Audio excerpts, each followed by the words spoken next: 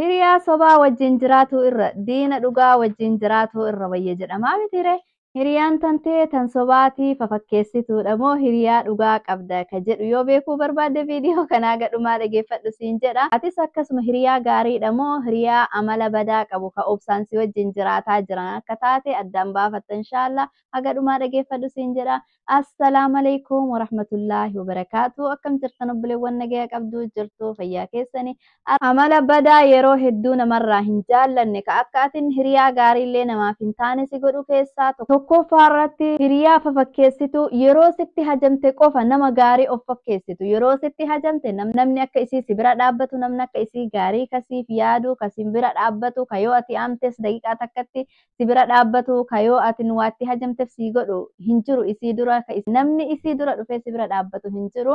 Garuu yeroo hajaa isii san sirraa fixattee jette wanta sirraa barbaaddu san yoo isin sirraa fixattee jette tana buute isiitiyyuu hin agartu. Gaafa itti hajamtee jette tana buute isin agartu yaamtu si jalaa hin dubbattu itti hajamtu sababa dhiheessiti si biratti hin argamtu. Hiriyaan akkasii hiriyaa badaadha. Hiriyaan akkasii hiriyaa hajaa qofaaf sitti dhihaatu. Ka yeroo hajame qofa sitti fayyadamuuf sitti dhufu malee hiriyaa gaarii miti. Hiriyaa hajaa qofaaf namatti dhihaate jedhama. Hiriyaa gaarii miti. Hiriyaa akkasirraa of eega. Isinillee amala akkasii yoo qabaattan irraa of sirreessaa. Amalli akkasii badaadha. Akka ati nama wajjin karaa dheeraa hin deemne si godha. Haguma xiqqaa tokko hiriyaa ta'anii si wajjin deeman malee yeroo takka lama siif obsanii ati itti deddeebitee baay'iftee ennaan ilma namaati. Rabbi qofa kan namaaf obsu kan nama hin hifanne ilmi namaa yoo si hifate si gatee si biraa deema akka kophaatti haftu si godha. Akka hiriyaa badaa taatu si godha. Amala akkasii yoo qabaatte irraa of sirreessi. Hiriyaa akkasiillee yoo qabaattu taate ammumarraa laalii irraa of eegisiin jedha. Lammaffaanis kama kanaan wal qabate kanarraa hin fagaatu. Hiriyaa akkamii isinitti fakkaate? Fakkeenyaaf yoo ati rakkattee jette daftee hiriyaan tantee sun si bira dhaabbatti rakkoo kan kee furuuf cinqamti yoo ati itti hajamtee jettu hajaa si baafti. Hiriyaa gaarii sitti fakkaatti namni akka isii hin jiru namni akka isii jettaati hiriyaa tiyyaa lubbuu tiyyaa maalii jetta. Garuu isii yeroo isii rakkoo isii si dhoofatti rakkoo isii sitti hin himtu garaa isii si dhoofatti rakkoo isii si dhoofatti. Hoo isin rakkattee rakkoo isii eega isin keessa baatee dabarte beektaa hoo hajaa isin hajamtee waan tokko gargaarsa barbaadde eega isin keessa baatee dabarte beektaa sisitti hin himattu. Garuu akka atin akka isin si bira dhaabbatte sanitti atillee harka deebiftuuf siif hin hayyamtu. Akka gaafa isin illee rakkatte ati bira dhaabbattu akka ati gaafa isin rakkatte gargaartu akka gaafa isin rakkatte rakkoo kan keessatti himattee obboleettii si godhattu siif hin hayyamtu. Rakkoo isii sitti hin himattu jechuu garaa isii keessa si dhokfatti wanta akka sitti hin himattu. Rakkoo isii gaafa isin rakkatte ati eega isin keessa baatee dabarte dhageettaa hajaa isii gaafa isin humna kan keessirraa barbaaddu sitti hin himattu eega isin qaatawwan san keessa baatee dabarte irraa dhageettaa. Garuu si bira dhaabbatti akka malee nama gaariif goote si bira dhaabbatti ka isii ammoo akka atin bira dhaabbattu akka atin harka deebiftuuf siif hin hayyamtu. Akka isin qofti si gargaartu siif hayyamti malee akka atin harka deebiftuuf siif hin hayyamtu. Hiriyaan akkasii sun maal isinitti fakkaate? Akka ati gadi aantummaan sitti dhagahamu si godha. Hiriyaan akkasii ol aantummaa isii qofa sitti agarsiisaa jirti. Hiriyaan akkasii sun ammoo hiriyaa gaarii ta'eetti osoo hin taane yeroo ati rakkatte akka isin si gargaartu akka ati namni kun akkana naa ta'e jetteeti bakka fuula nama sanii dura dhaabbachuun sitti jabaatu. Ati wallaaltuu wahii taate wallaaltuu rakkattuu rakkina kee qofa wallaalummaa kee qofa isin si bira dhaabbattu. Isin ammoo sirraa olii sitti hin hajamtu hajaa tantee hin qabdu si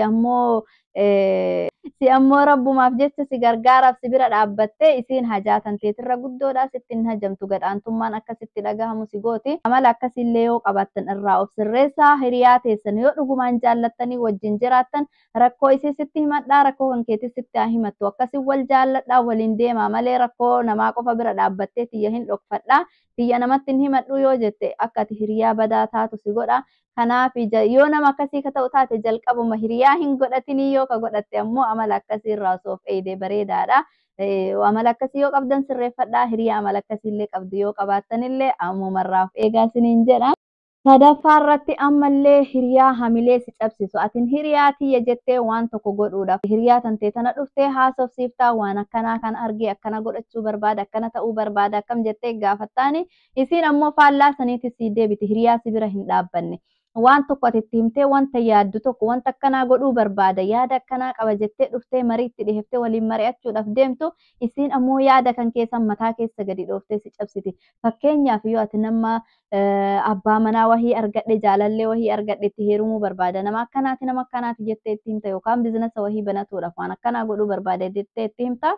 nama akkasittiin dhihaatin namni akkasii gaarii miti bizinas akkasiin godhin akka malee si kasaarsa ittiin kalaahin maaliin ta'in jettee duubatti si harkiftu waan ati yaadde san akka ati godhuudhaaf deemtu irraa duubatti si hambistu hamilee kan kee si cabsitee duubatti si hambistu hiriyaan akkasiillee gaarii jettee bakka silaa si deeggartee si bira dhaabbattee wanti kun akkami jettee yaada isii wanta silaa yaaddu yookaan bakka kan keessan of keettee osoo ana tahee hoo akkam godha jettee yaaddee yaada sii kennuu malutti isin ammoo hamilee si cabsitee waan sanarraa si deebifti ittiin deeminati godhuu hin dandeettu waan akkanaa godhuun gaarii miti akkanan tahin jettee achumatti murteessitee gadi si qabdi hiriyaan akkasiillee akka ati hin guddanne akka ati gara tokko hin siqne si godha duubatti si hambisa kanaaf hiriyaan akkasiillee gaarii miti wanta tokko hiriyaan tantee dhuftee siin mari'attee yoo jette wanti isin siin mari'atte sunillee yoo si ta'e siif isiin nama garagaraati waan taataniif yoo sitti hin fakkaanne wanni isin siin jette sun siin jaallachiisne dhaabadhu of laaliti osoo ana ta'e hoo akkam godha jettee itti yaaddeeti yoo ana ta'e an akkanan godhu sababa akkanaa kanaaf akkanan godhu kanaaf akkanan godhu garuu ati yoo sitti fakkaatte itti mokkore itti deemii laali jetteeti akkas godhuu qabda malee yookaan ammoo yoo wanti sun gaarii ta'e gammaddee fi akka waan obboleettiin tantee katagaraa kan keeti bakka tokkotti tarkaanfataa jirtu waan gaarii tokko godhuuf yaadaa jirtutti gammaddee fi gara fuula duraa deemii akkana godhii si bira jiraa si wajjin jiraa jettee harka qabdee deeggarteeti tarba baasuu qabda malee akkanan godhin jedhee namni duubatti nama hamilee namaa dhahee nama gadi cabsu gaarii miti hiriyaa akkasii yoo taatanillee irraa eegaa hiriyaa akkasiillee yoo qabaattan duubatti waan isin harkisuuf haada fuudhee gara dugda duubaa isin harkisa waan ta'eef hiriyaa akkasiirraallee fagaadhaa isiniin jedha. Duutu jira wanta nama badaa nama godhu akkati hiriyaa gaarii hin taane nama godhu keessaa har'a immoo haganuma akka viidiyoon hin dheeranneef gaggabaabsee isinii hime. Inshaallah gara fuulduratti illee dheeressee waan beekurraa isiniif hima. Har'aaf ammoo haganumatti dhaabaa viidiyoo kana yoo jaallattan like, share, subscribe gochuu hin dagatinaa. Haga viidiyoo biraatiin walitti deebinutti ammoo har'aaf assalaamu alaikum warahmatullaahi wabarakaatuh.